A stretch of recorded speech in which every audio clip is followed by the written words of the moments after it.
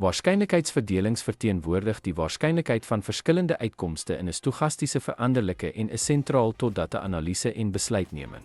Begrip van hierdie verspreidings help om verskeie sake en ekonomiese scenario's te voorspel en te modelleer.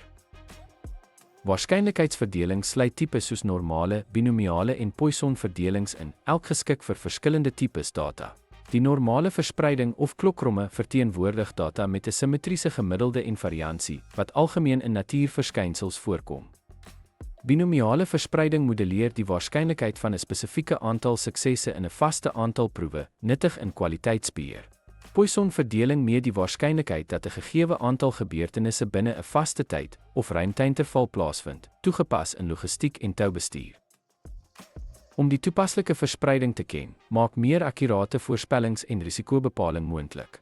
Verdelings help met die bepaling van maatstawwe soos gemiddelde, standaardafwyking en variansie, wat krities is vir besluitneming.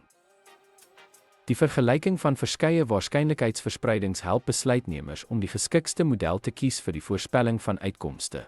Hierdie begrip help met beter beplanning en die assessering van risiko's oor scenario's heen.